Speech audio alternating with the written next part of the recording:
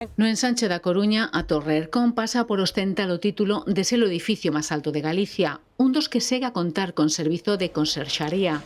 Antonio é, desde hai 17 anos, o seu conserxe. Sí, son 24 plantas de viviendas, as primeiras 5 son 5 plantas de comerciales, a sala de caldeiras e agora aquí arriba onde estamos, que hai unha vivenda, a máis está a televisión e a radio gallega. Ao final veñen sendo 31 plantas. As miñas funcións son chegar aquí todos os días pola mañá, é unha revisión de sala de caldeiras, sala de bombas, garajes, facer unha revisión general, a ver se hai algún, dun día para outro, a ver se hai algún cambio, e empezar a facer un pouco de limpieza, o que son, limpieza de portales, escaleiras, vas facendo un pouco de traballo, un pouco de todo.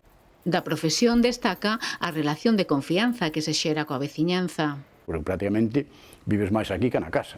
Porque claro, no caso deste edificio, por as circunstancias que ten, a veces tens que aparecer aquí nunha casa ao mellor ás 3 da mañá, claro. Entras nas viviendas ás 3 ou ás 4 da mañá e te dicen, ai, mira, es que mira, non se preocupe, señora, que eu veño aquí o que veño. Eu veño a mirar se donde cae a agua ou donde rompe, non veño a mirar o que hai por...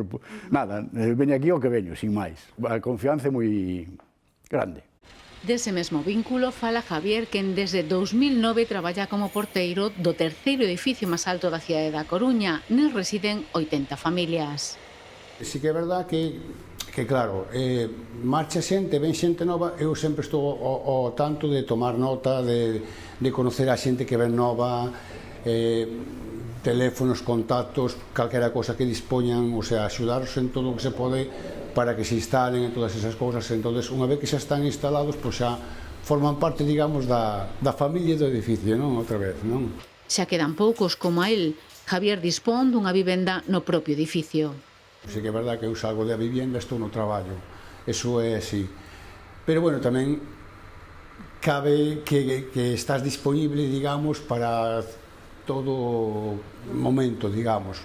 Eu non teño ningún problema porque en sentido suele respetar bastante os meus horarios, sempre hai que facer aquí. Normalmente polas mañás é limpieza e atender certos detalles como paquetería e cousas que van vindo e surgindo tamén cousas novas que te chama un veciño, o sea, sempre surgen cousas, non? En ese sentido. Pero depois tamén teño unha sala de bombas que vou a controlar de vez en cando, que fai falta, pola presión de agua. Temos unha sala de caldeiras, temos un patio. Na Torre Hercón hai 20 anos 4 persoas encargábanse do servizo, hoxe son 2, cada vez son menos na profesión. Preciso eu creo que é, despois claro, ahora mesmo hai moitas empresas que se dedican a empresas de limpieza, pero unha cousa é a limpieza, outra cousa é na sala de presión que se funciona aquí, claro, estamos traballando con 11 kilos de presión, entón hai que reventar unha tubería e non é unha gota, senón que isto é unha catarata, así de claro. Debería de haber máis porteiros, porque tamén hai que darse conta de que eu estou aquí e para os veciños, aparte de todo o que dixen antes, non? Pois tamén é unha seguridade, sabes? É unha confianza. Profesionais que reivindican a súa especialización e que se resisten a que desapareza o seu oficio.